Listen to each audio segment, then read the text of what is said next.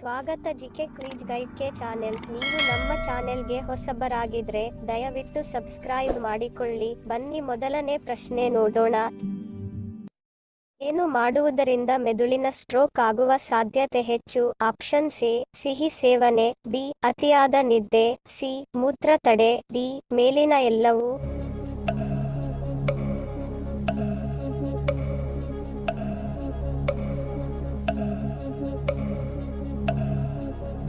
ಸರಿಯಾದ ಉತ್ತರ option D ಮೇಲಿನ ಎಲ್ಲವೂ. ಬೆಳಗಿನ ತಿಂಡಿಯನ್ನು ತಪ್ಪಿಸುವುದು, ರಾತ್ರಿ ತಡವಾಗಿ ಮಲಗುವುದು, ಸಿಹಿ ಮತ್ತು ಸಿಹಿ ಪದಾರ್ಥಗಳನ್ನು ಹೆಚ್ಚಾಗಿ ಸೇವಿಸುವುದು, ಅತಿಯಾದ ನಿದ್ದೆ, ಅದರಲ್ಲೂ ಹಗಲಿನ ಹೊತ್ತಿನಲ್ಲಿ ಹೆಚ್ಚು ನಿದ್ದೆ ಮಾಡುವುದು, ಮೊಬೈಲ್ ಮತ್ತು ಟಿವಿ ನೋಡುತ್ತಾ ಊಟ ಮಾಡುವುದು, ಮಲಗುವಾಗ ಕ್ಯಾಪ್, ಸ್ಕಾರ್ಫ್ ಮತ್ತು ಸಾಕ್ಸ್ಗಳನ್ನು ಹಾಕಿ ಮಲಗುವುದು, ಮೂತ್ರವನ್ನು ಹಿಡಿದಿಟ್ಟುಕೊಳ್ಳುವುದು ಇವೆಲ್ಲವೂ ಮೆದುಳಿನ ಸ್ಟ್ರೋಕ್ಗೆ ಕಾರಣವಾಗುತ್ತದೆ. ಎರಡನೇ ಪ್ರಶ್ನೆ. ಕಪ್ಪೆ ಚಿಪ್ಪುಗಳು ಎಷ್ಟು ವರ್ಷಗಳ ಕಾಲ ಬದುಕಬಲ್ಲವು? ಆಪ್ಷನ್ ಎ 100 ವರ್ಷಗಳು, ಬಿ 200 ವರ್ಷಗಳು, ಸಿ 300 ವರ್ಷಗಳು, ಡಿ 400 ವರ್ಷಗಳು.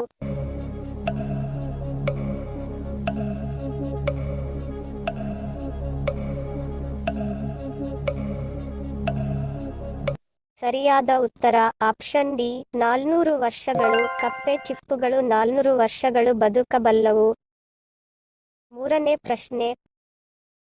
ಪ್ರಪಂಚದ ಅತ್ಯಂತ ಹಳೆಯ ಭಾಷೆ ಯಾವುದು? Option A Kannada, B English, C Hindi, D Sanskrit.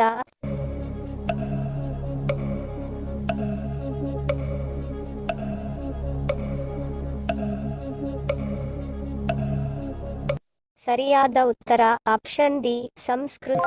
ಪ್ರಪಂಚದ ಹಳೆಯ ಭಾಷೆ ಸಂಸ್ಕೃತ. ನಾಲ್ಕನೇ ಪ್ರಶ್ನೆ. ಯಾವುದನ್ನು ಮೆದುಳಿನ ಟಾನಿಕ್ ಎಂದು ಕರೆಯಲಾಗುತ್ತದೆ? ಆಪ್ಷನ್ ಎ ಶುಂಠಿ, ಬಿ ತುಳಸಿ, ಸಿ ಶತಾವರಿ, ಡಿ ಪುದೀನ.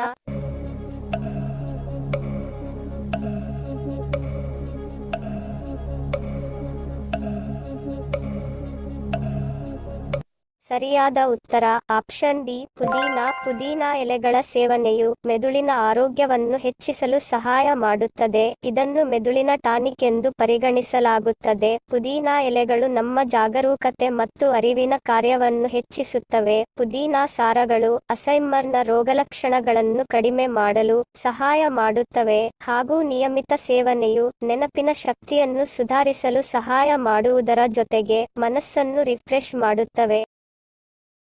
ಐದನೇ ಪ್ರಶ್ನೆ. ಹದ್ದಿನ ಮೇಲೆ ಕುಳಿತುಕೊಳ್ಳಲು ಧೈರ್ಯ ಮಾಡುವ ಪಕ್ಷಿ ಯಾವುದು? ಆಪ್ಷನ್ ಎ ಗಿಳಿ, ಬಿ ಪಾರಿವಾಳ, ಸಿ ಕಾಗೆ, ಡಿ ಗೂಬೆ.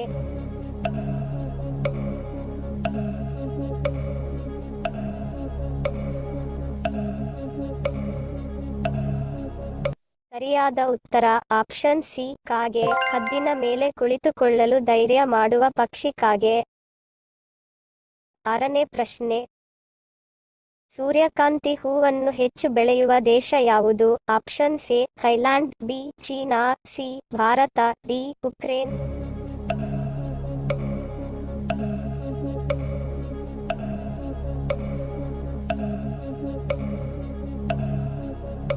ಸರಿಯಾದ ಉತ್ತರ ಆಪ್ಷನ್ ಡಿ ಉಕ್ರೇನ್. ಸೂರ್ಯಕಾಂತಿ ಹೂವನ್ನು ಹೆಚ್ಚು ಬೆಳೆಯುವ ದೇಶ ಉಕ್ರೇನ್. ಏಳನೇ ಪ್ರಶ್ನೆ. ದಿ ಇನ್ವಿಸಿಬಲ್ ಫಿಶ್ ಎಂದು ಯಾವುದನ್ನು ಕರೆಯುತ್ತಾರೆ? ಆಪ್ಷನ್ ಎ ತಿಮಿಂಗಿಲ, B dolphin, C jelly, D cat fish.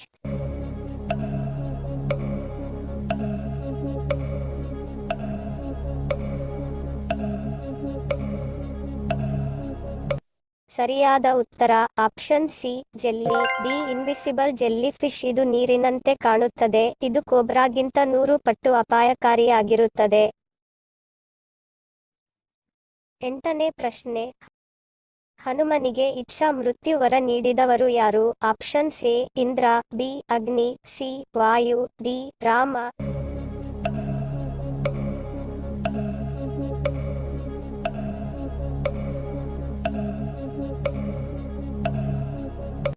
ಸರಿಯಾದ ಉತ್ತರ ಆಪ್ಷನ್ ಎ ಇಂದ್ರ. ದೇವೇಂದ್ರ ಹನುಮಂತನಿಗೆ ಇಚ್ಛಾ ಮೃತ್ಯು ವರದಾನ ನೀಡಿರುತ್ತಾನೆ. ಒಂಬತ್ತನೇ ಪ್ರಶ್ನೆ. ಹುರಿಗಡಲೆ ತಿನ್ನುವುದರಿಂದ ಯಾವ ಕಾಯಿಲೆ ನಮ್ಮ ಹತ್ತಿರವೂ ಸುಳಿಯುವುದಿಲ್ಲ? ಆಪ್ಷನ್ ಎ ಶುಗರ್, ಬಿ ಮಲಬದ್ಧತೆ, ಸಿ ಅಧಿಕ ಬೊಜ್ಜು, ಡಿ ರಕ್ತಹೀನತೆ.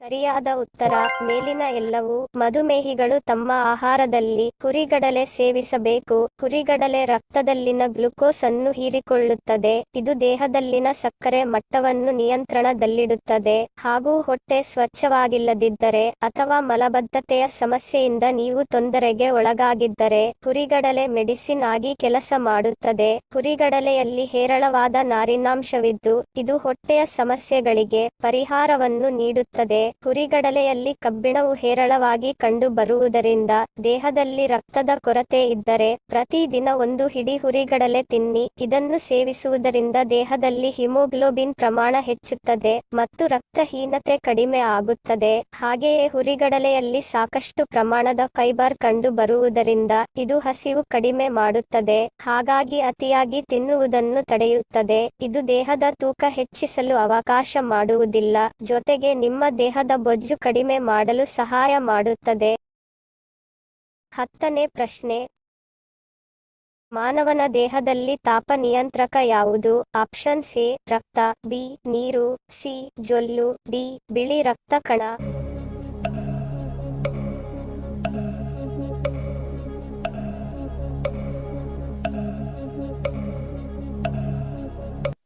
ಸರಿಯಾದ ಉತ್ತರ ಆಪ್ಷನ್ ಬಿ ನೀರು. ನೀರು ಮಾನವನ ದೇಹದಲ್ಲಿ ತಾಪ ನಿಯಂತ್ರಕವಾಗಿ ಕೆಲಸ ಮಾಡುತ್ತದೆ. ಹಿಂದಿನ ಸಂಚಿಕೆಯಲ್ಲಿ ಕೇಳಿರುವ ನಮ್ಮ ಪ್ರಶ್ನೆ ನಿಮ್ಮ ಉತ್ತರದ ಪ್ರಶ್ನೆ. ಸಗಟು, ರೆಕ್ಕೆ ಇಲ್ಲ, ಪುಕ್ಕ ಇಲ್ಲ, ಎಲ್ಲೆಂದರಲ್ಲಿ ಹಾರಾಡುತ್ತೆ. ಸರಿಯಾದ ಉತ್ತರ ಮನಸ್ಸು. ಇಂದಿನ ನಮ್ಮ ಪ್ರಶ್ನೆ ನಿಮ್ಮ ಉತ್ತರದ ಪ್ರಶ್ನೆ. ಸರಿಯಾದ ಪದ ಜೋಡಿಸಿ.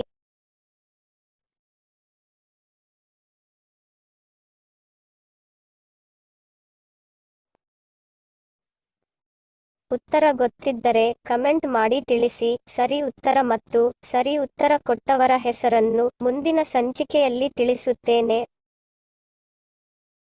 ವಿಡಿಯೋ ಪೂರ್ತಿಯಾಗಿ ನೋಡಿದ್ದಕ್ಕೆ ಧನ್ಯವಾದಗಳು. ವಿಡಿಯೋಗೆ ಮೆಚ್ಚುಗೆಯ ಲೈಕ್ ಕೊಟ್ಟು ಶೇರ್ ಮಾಡಲು ಮರಿಬೇಡಿ. ಇನ್ನೂ ಸಬ್ಸ್ಕ್ರೈಬ್ ಮಾಡದವರು ಪ್ಲೀಸ್ ಸಬ್ಸ್ಕ್ರೈಬ್ ಮಾಡಿ ಪ್ರೋತ್ಸಾಹಿಸಿ. ಮತ್ತೊಂದು ಇಂಟ್ರೆಸ್ಟಿಂಗ್ ಪ್ರಶ್ನೆಗಳೊಂದಿಗೆ ಸಿಗ್ತೀನಿ. Love you all. Take care.